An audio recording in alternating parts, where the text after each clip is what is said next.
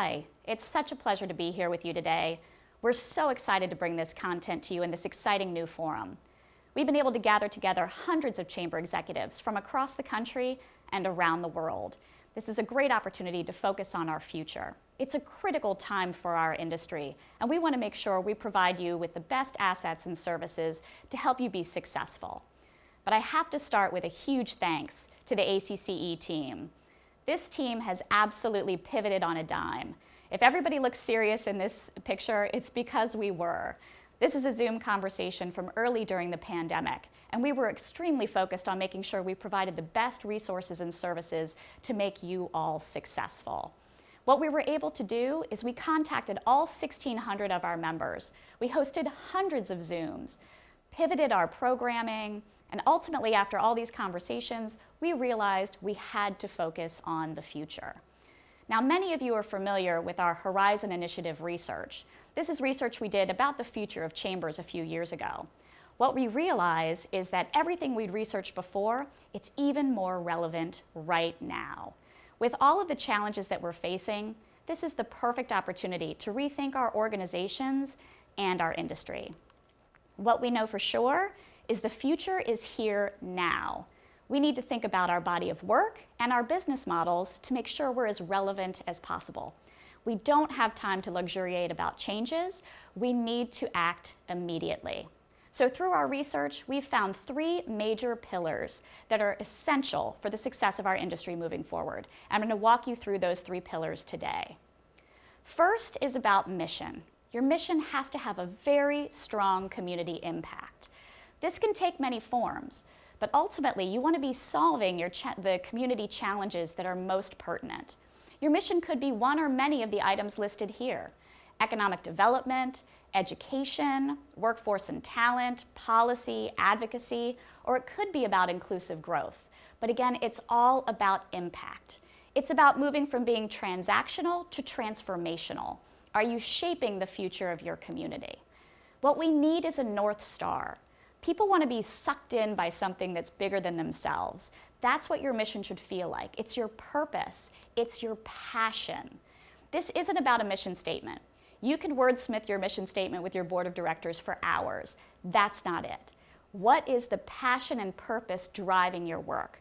That's exactly what your mission needs to be: community impact work.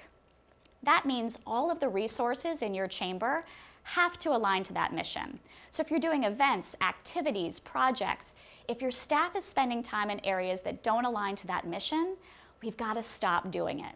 And that's some of the hardest work for us as chambers of commerce, is saying no to those side activities. But that's what it takes to have a clear value proposition that everybody understands and people want to get behind that mission.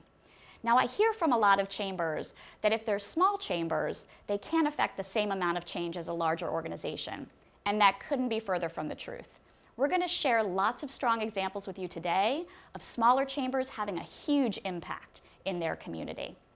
So that was the first pillar, was your mission has to have strong community impact. The second pillar is all about leadership, and it's courageous leadership. Now, we know that leadership can take many forms. You can be the convener that brings together disparate and competing voices to the table.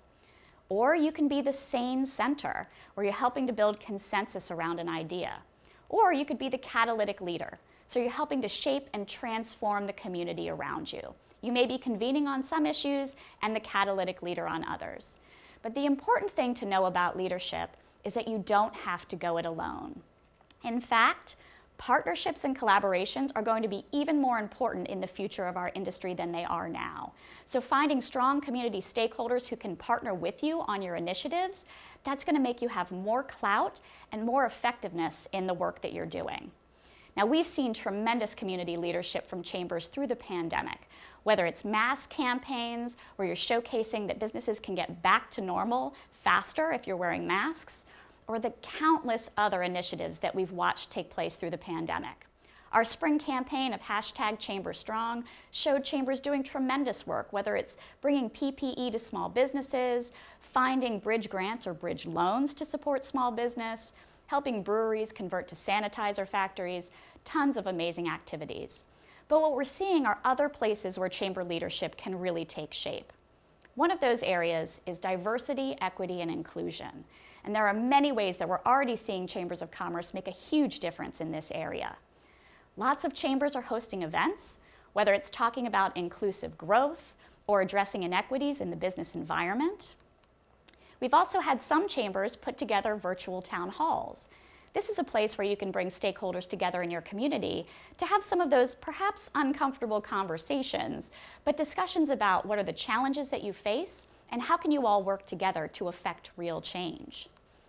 Still, other chambers are making DEI a priority in their strategic plan.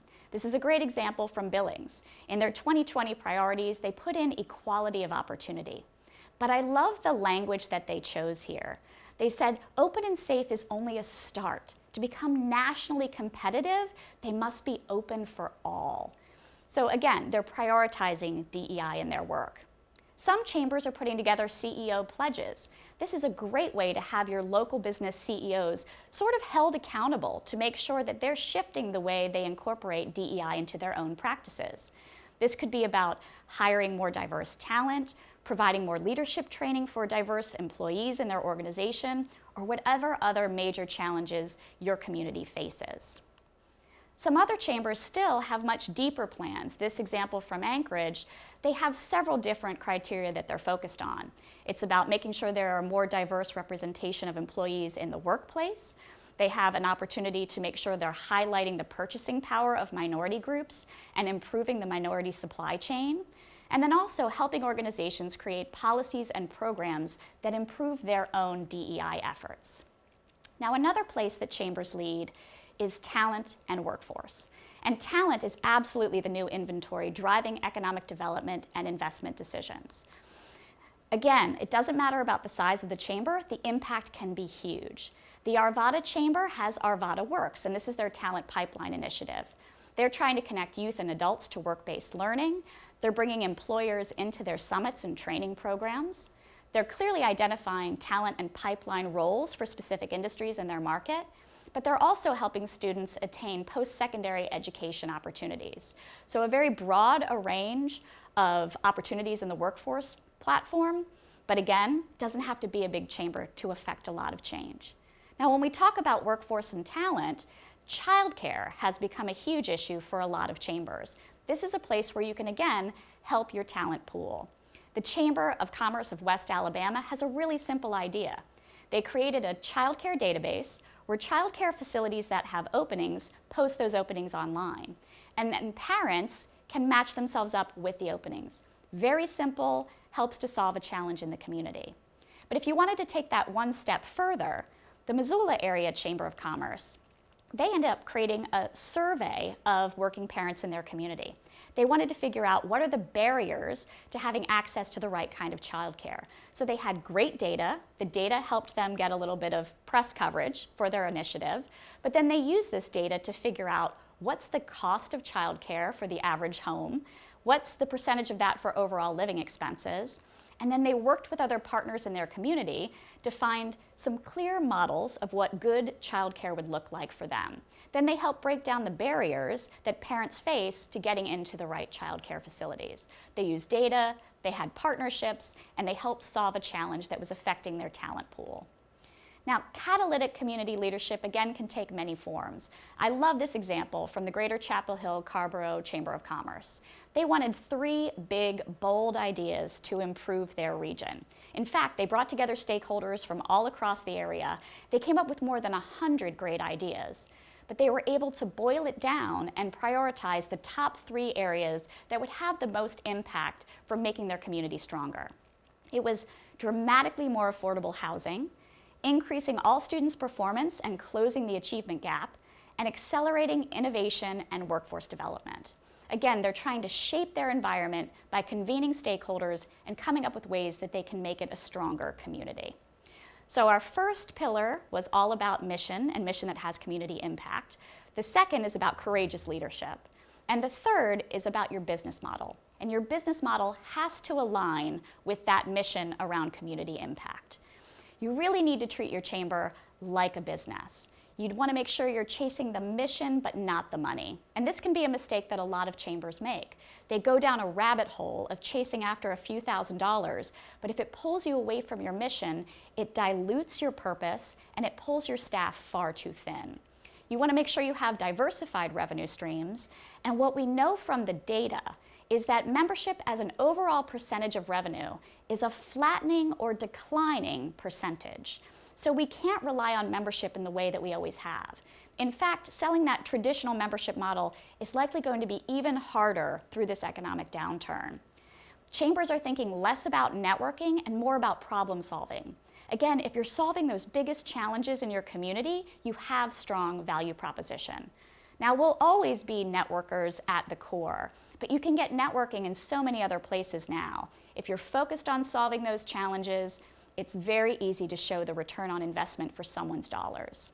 We also have to think creatively about monetizing our events, our activities, and our expertise, and I'll share some examples of how that's being done now.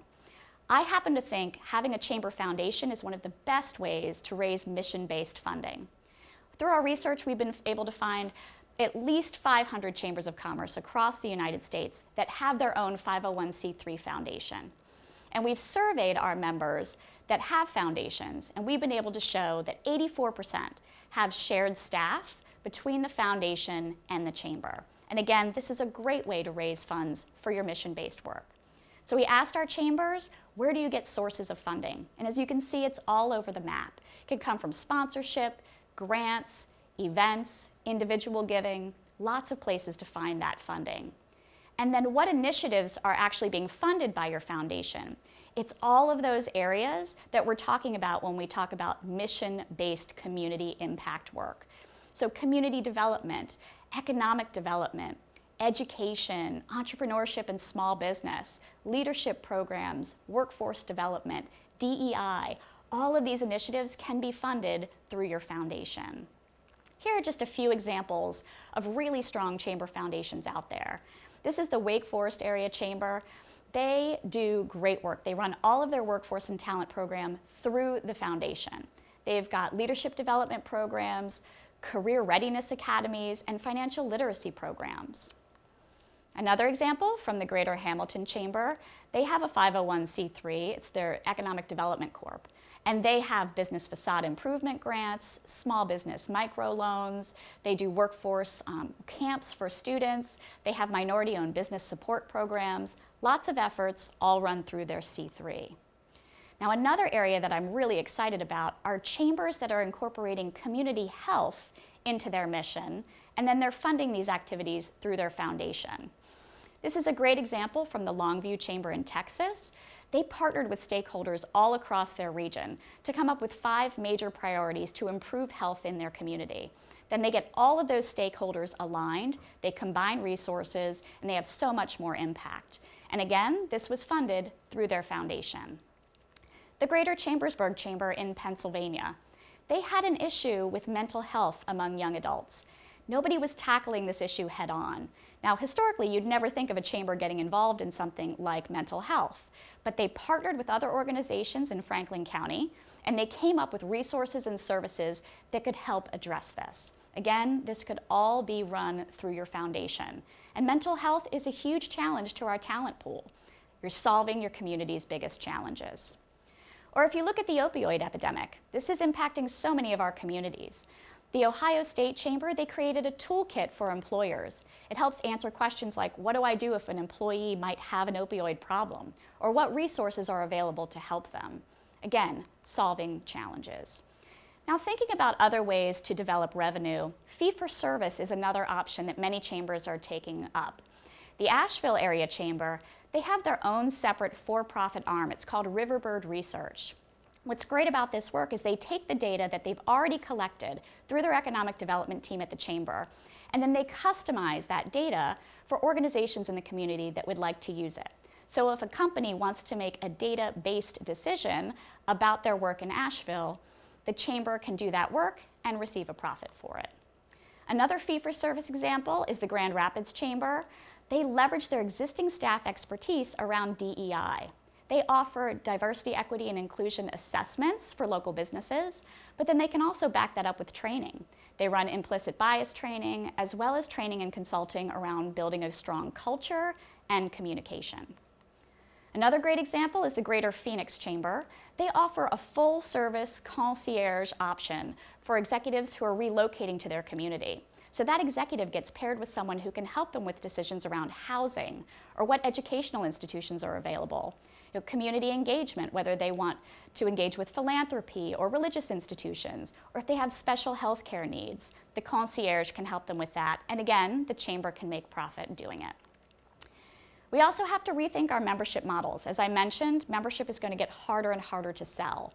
I'm a huge fan of investor models, and you can invest in a specific initiative, a program, or a specific area of your chamber. So for example, if you have a company that only really cares about government relations, you could have them invest in your government relations efforts. And that way they could perhaps be on the public policy team. Maybe they receive customized training around government relations. But it's again investing in something specific. This is a great example from the Fox Cities Chamber. They have different investor levels that get you various benefits that go deeper into the organization the higher you pay. There's another interesting example out there. This is the Southwest Florida Inc. model. If you want to hear more, there's actually a session at the summit that highlights their work, but they came up with a freemium model. So basic benefits of membership are free to anyone who wants to join. So you get an online profile, free networking, access to shared workspace, resources to help with your business, and you get member rates on events and other activities. But if you want to pay into different investor levels, you get more benefit.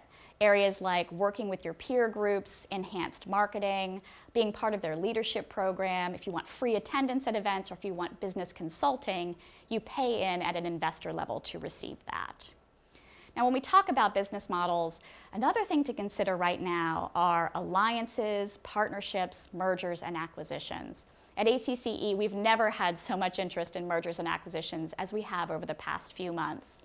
When resources are lean, it's a great time to work with others, combine those resources, and have an even stronger impact. You can start small with little collaborations and perhaps work your way up to a merger, but there are also tremendous federation models out there where smaller chambers can still keep their identity, but you can have even more impact by having more benefits when an organization joins.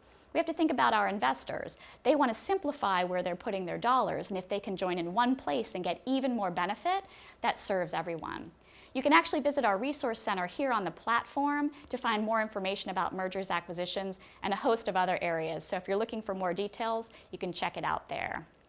So in wrap-up, the 3 pillars for success for our industry are having a mission that's focused on community impact, having courageous leadership around that mission, and then making sure your business model aligns with your mission and relies a little bit less on membership. Those are sort of the 3 characteristics that we really want to make sure we focus on to be as successful as possible in the future. Now, I've heard a lot of chambers say that their board of directors or community stakeholders are telling them that they shouldn't get involved in issues like childcare or DEI. They're saying things like stay in your lane. Well, when you think about barriers to our workforce, the health of our community, and the success of our entire region, nobody is better suited to address those issues than chambers of commerce. We are so excited to be on this journey with you, and we're going to be with you every step of the way. So we look forward to seeing the continued success of our industry, but also the continued and growing impact that we have on our communities. Now, I hope that you will stay in touch with me. This is my contact information. I'm extremely accessible, so feel free to email me. You can text or call me on that phone line. I'm on LinkedIn, that's my platform of choice, but ACCE itself is on every platform you can imagine. We're on Instagram, Facebook, YouTube, wherever you go, ACCEHQ. I hope you'll follow us. We try to share best practices on those platforms so you can see the exciting work that we see throughout the industry. I hope you enjoy the rest of this program. I wish you continued safety, continued success, and continued courageous leadership. Thank you so much. Have a great rest of your day.